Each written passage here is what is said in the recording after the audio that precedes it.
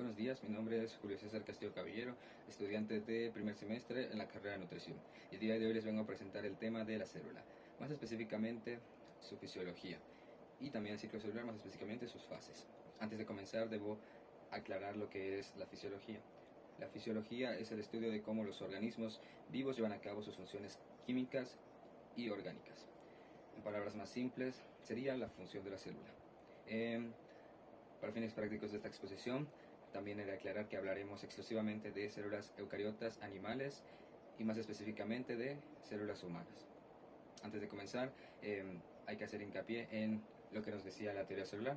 Bueno, la teoría celular actual. La teoría celular actual nos dice lo siguiente: la célula es la unidad funcional y estructural de la vida. Toda célula existente viene de una ya preexistente. Esto debido al ciclo celular actual. Antes se creía que las células simplemente aparecían por un proceso llamado aparición espontánea, pero eso ya está descartado. Y también tenemos que una célula es suficiente para crear todo un organismo, como estómago, etc. Ahora sí, comenzando con la célula, una de sus características más importantes es la bicapa lipídica. La bicapa lipídica está formada por lípidos, proteínas e hidratos de carbono. Esta permite que exista una barrera permeable selectiva y que la célula no se expanda infinitamente. También admite procesos como la excreción celular, la selectividad de los iones que entran y salen de las células, etc. La bicapa está formada por diferentes sustancias, como ya dijimos. Una de ellas es los lípidos. Su función es dar estructura y liquidez a la membrana. La mayoría de estos son fosfolípidos, que son los que construyen a la bicapa. Aquí podemos verlo. Y también constituye la glucocáliz, que tiene procesos como la selectividad, la comunicación y la adherencia celular, aunque su principal característica es el reconocimiento celular, ya que esta glucocáliz es diferente en cada una de las personas, exceptuando las personas que son gemelos y totalmente idénticos. En esos, pues la glucocáliz es exactamente igual. También tenemos dentro de los lípidos al colesterol, que le da un poco más de liquidez y estructura a la membrana. Por otro lado tenemos a las proteínas.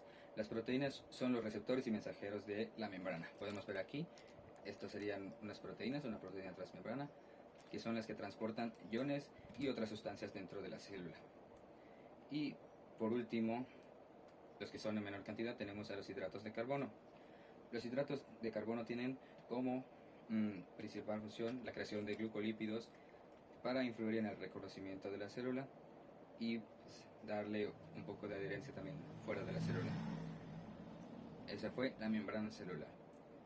Otra de las características más importantes de la célula es que tiene la capacidad de almacenar pues lo que sería el material genético. El material genético se ve incluido aquí, que se puede ver que es el núcleo. Ahí se ve el nucleolo y los diferentes orgánulos que lo acompañan. Aquí se almacena el ADN, los cromosomas, etc. Antes de comenzar hay que también mencionar el citoplasma, que es donde todos los organelos se ven puestos, y existen dos: el endoplasma y ectoplasma. El ectoplasma es el que está más para afuera y el endoplasma el que está más hacia el núcleo. Ahora comenzaremos con los organelos. Primero comenzaremos con los membranosos. Comenzamos con el retículo endoplasmático rugoso. El retículo endoplasmático rugoso es una red de sacos formados por membranas que presentan pues una continuidad aproximada con la membrana externa de la envoltura celular. Este está cubierto por ribosomas, de ahí que el nombre sea rugoso, y su función es la fabricación y el transporte de las proteínas. Estas son de tres tipos, que serían secreción de membrana y para componentes ribosómicos. Ahora vamos con el retículo endoplasmático liso.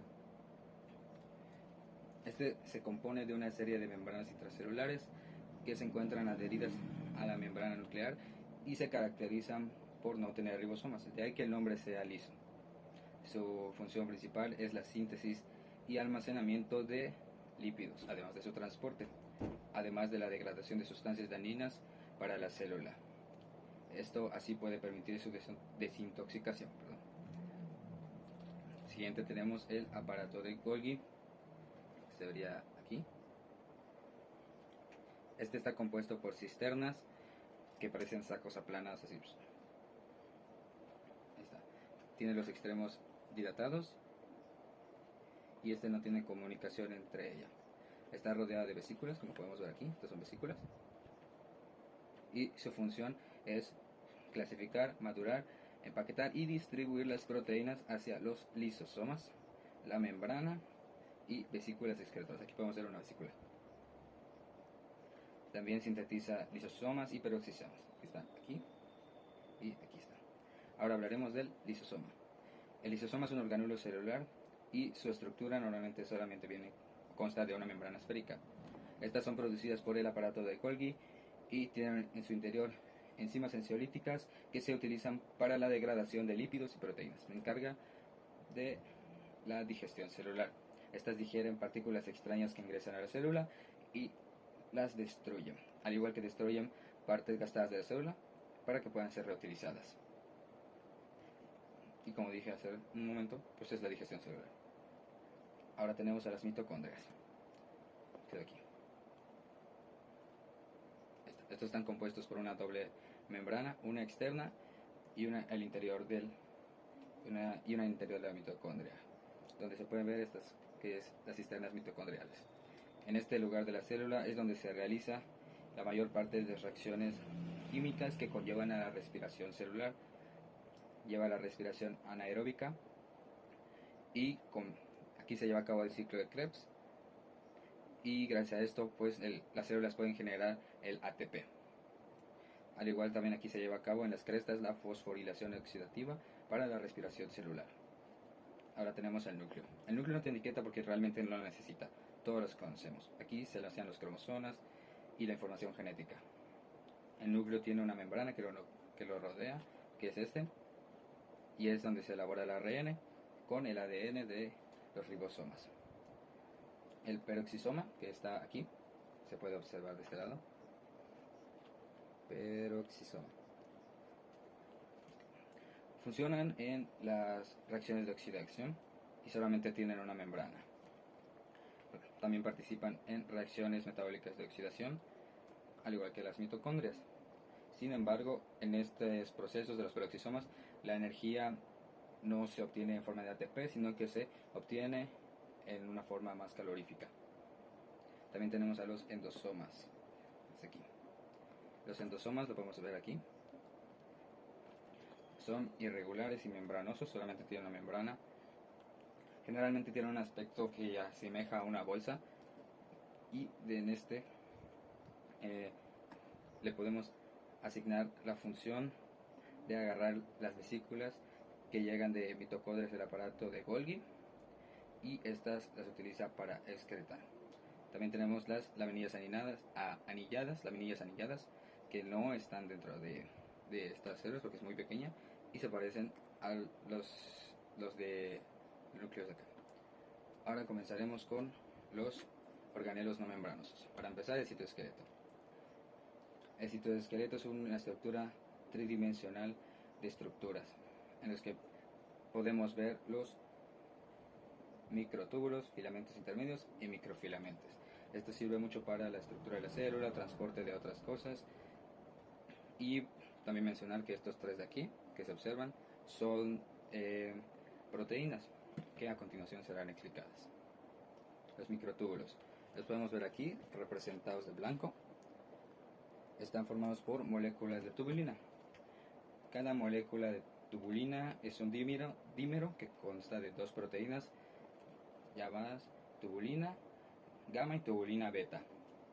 Un microtúbulo consta de 13 microtúbulos paralelos que forman pues un cilindro, asemejan a un tubo, e intervienen en diferentes procesos celulares que involucran el desplazamiento de las vesículas de secreción, además del movimiento celular de orgánulos, transporte intracelular de sustancias y también en la degradación celular, mitosis y meiosis, y que junto a los microfilamentos y los filamentos intermedios pueden formar el citoplasma.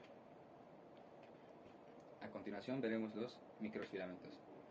Los microfilamentos son polímeros en forma de filamentos de 3 a 5 nanómetros de actina, de monómeros de actina. Cada uno tiene un pequeño núcleo de ATP. Estos microfilamentos están formados por dos hebras de actina que se enrollan en forma de hélice. No como el ADN, sino un poquito más cercanos y están una sobre la otra, cuya función principal es la de dar estabilidad a la célula.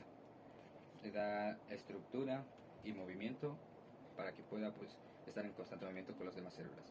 Los filamentos intermedios son los más pequeñitos, se pueden ver aquí. Y estos están formados por dos polipéptidos que se asocian uno con el otro. Los filamentos intermedios se forman a partir de dímeros de dos polipéptidos, como ya he mencionado, y sus componentes son los microtúbulos y los filamentos internos. Incluyen la función de soportar tensiones mecánicas para la célula. Los centrosomas, que se ven aquí, son dos estructuras cilíndricas denominadas centriolos. Estas están dispuestas perpendicularmente entre sí, rodeadas por un material sin forma.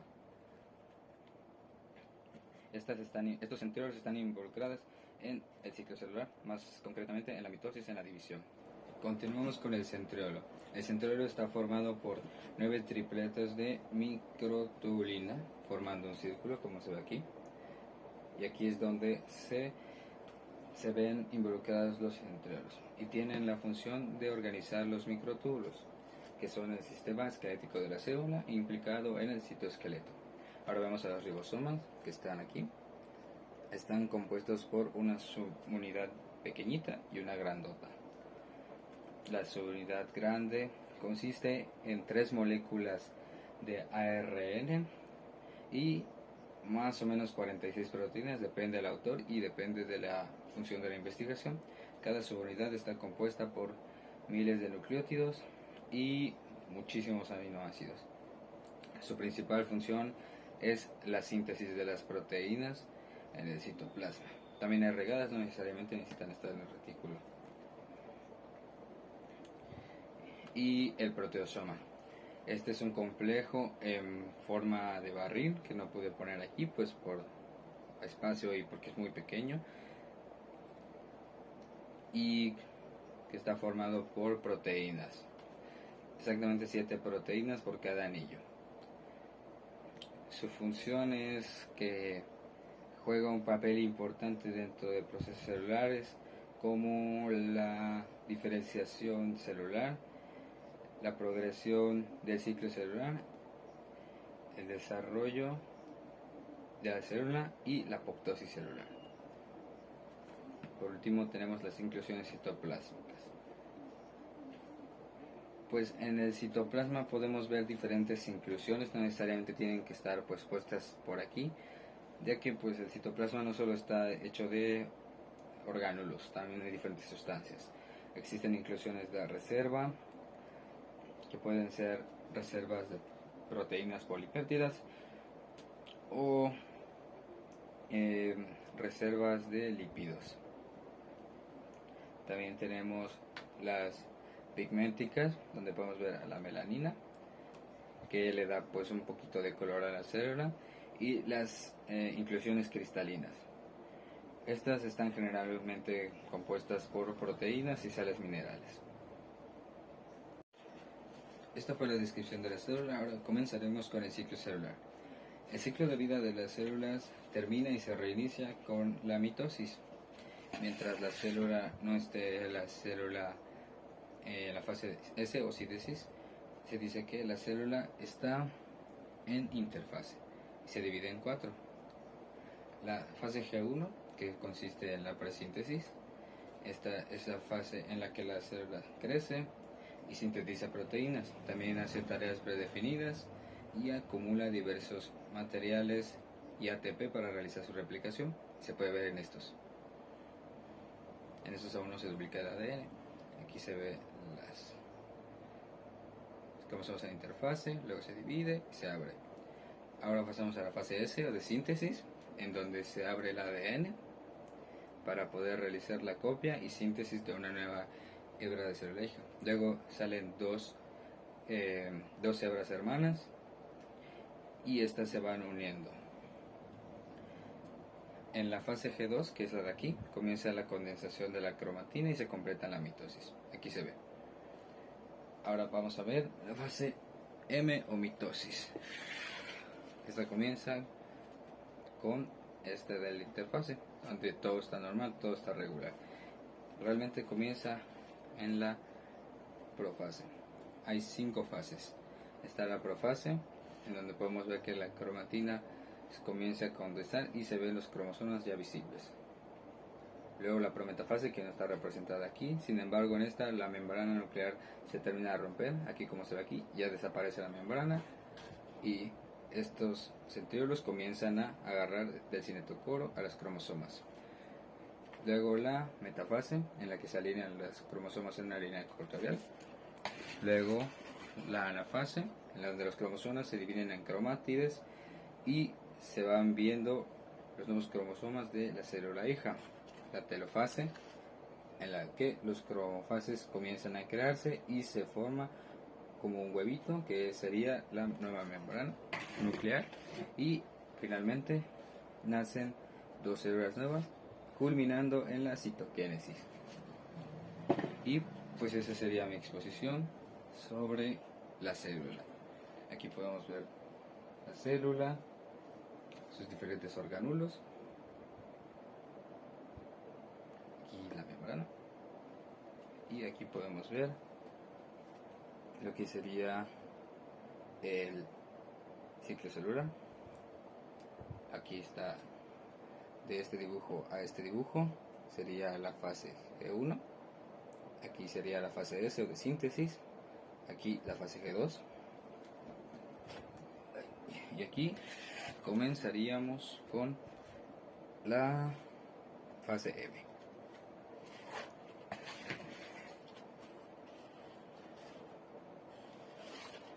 Así hasta terminar en la citoquinesis y se reinicia el ciclo.